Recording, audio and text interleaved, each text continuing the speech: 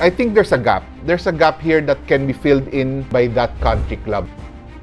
Whether inside Nuvali or just outside. Puntahan ng mga taga Metro Manila who want to take a break from Manila's chaotic situation, yung traffic, pollution, and everything else. Parang Tagaytay Highlands, Midlands na you put it here in Nuvali.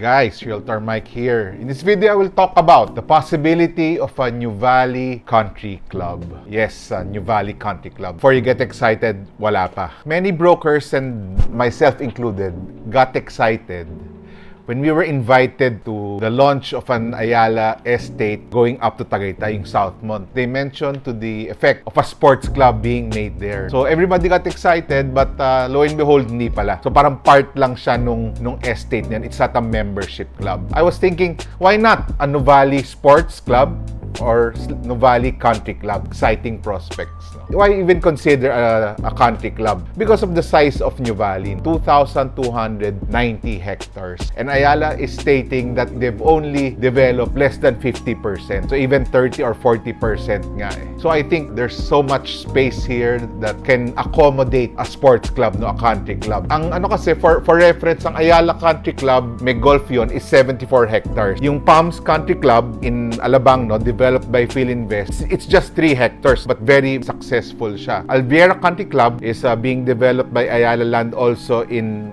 Pampanga right now to support their Alviera estate. It's 5.6 hectares. So there's so much space here for that. But I'm not proposing a golf club. I'm just proposing the idea of Nuvali Country Club. Kasi I think we have more than enough golf clubs here. Santa Elena, membership yon, private golf club, Canlubang Golf Club, South Forbes, which is a public course, and the other golf courses here around Nuvali. Striking distance, less than an hour's drive, Splendido, Midlands, Highlands, Malarayat, Summit, and many others. So I don't think feasible yung magkaroon ng golf club here in Nuvali. So rationale behind country clubs, the developers bring in a sports club, a country club, a golf club to an area that is relatively new. Yung wala pang masyadong tao. It's a come-on aside from the schools, church. They call it an activation area or activation facility. Sa Nuvali, they did this yung wakeboard park initially, Camp N initially, pero wala na sila ngayon. In other areas, may mga obstacle courses, may mga racing areas to attract interest from possible residents, investors,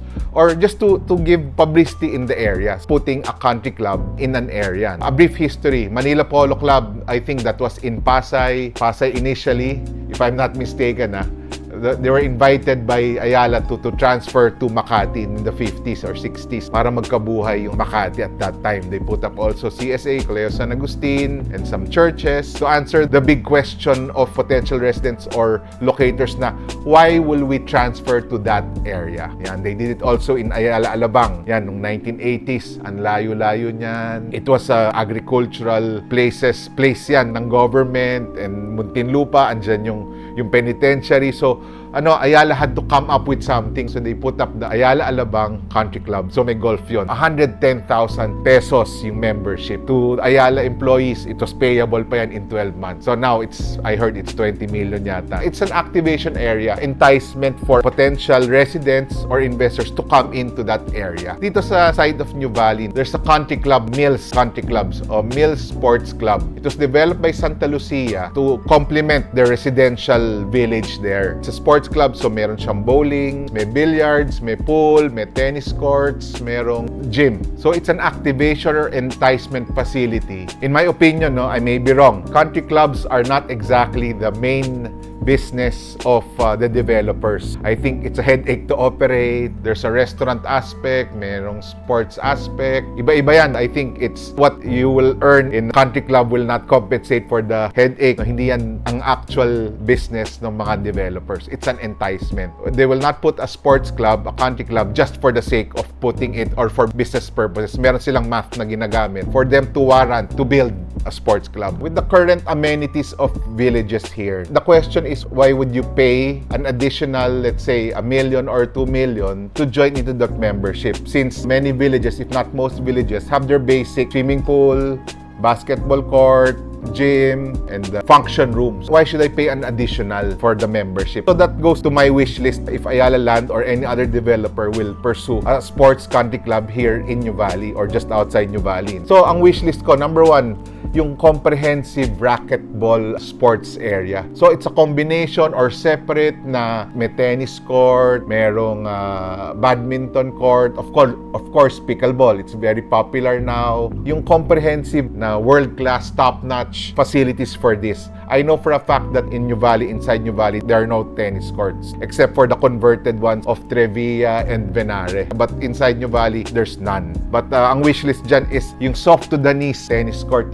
Medyo challenging to maintain, no? But it's very popular and only, I think, found in the Philippines, yung shell court. Another wish list is yung wet floors, meaning the sauna, the hot plunge ba, jacuzzi, cold plunge. Yung sauna may dry heat and may wet heat. I don't know the terms. No? This will entice naman, I think, the Japanese. You cannot imagine how many Japanese expats are in the area. How do I know that the Japanese restaurants here in Nuvali, the ratio of the Japanese and Filipino patrons during many times, mas maraming Japanese. Also, when there's a tournament in Canlubang Golf, no, you can see rows and rows of Avanzas, Land Cruisers, Corollas, Camrys, Alfards. I was asking the guards and as I went, ano meron dito ba't puro Toyota? Japanese expat. They use these cars. Ang dami nila. So that would attract yung magandang wet floors, extensive and very well researched like the ones in Shangri-La Hotel. Yan. Yun yung mga, ganun yung mga benchmark yan eh. Magandang enticement yan for foreign/corporate membership in that particular country club. The facilities should surpass Ayala West Grove's facilities. Kasi si Ayala West Grove, in my opinion, please correct me if I am mistaken, they have the best amenities in terms of villages here in Nuvali and just outside Nuvali. Yung mga basketball courts nila open and meron silang yung bagong sports area nila covered. Yung tennis courts nila na slowly converted into pickleball areas. They have nice pools, mahaba yung mga pools nila, Olympic size I think. And the playgrounds yun sa Kids Grove and sa main clubhouse. So a game room, yung mga may VR headsets na high-tech yun for the kids. It's also part of the wish list. And the dining options, just like yung sa Palms, they're now having a reputation of being a country club na okay yung food nila, no? Yung sa taas, yung sa formal, I'm not a member, no? Yung sa formal dining, is very good. The buffet there. The dining room downstairs then is nice, no? I heard that yung chef nila, yung head chef nila, is a foreigner. Talagang Philinvest has put in a lot of effort in making the Palms very good. I think they're doing 2 million now, yung share nila. So, yun, I think there's a gap. There's a gap here that can be filled in by that country club, whether inside Nuvali or just outside for developers who may want to pursue this. So there's a gap because I heard that in sa Nuvali, ang target nila is about 20,000 families. That is just residents of Nuvali. Plus West Grove, 3,500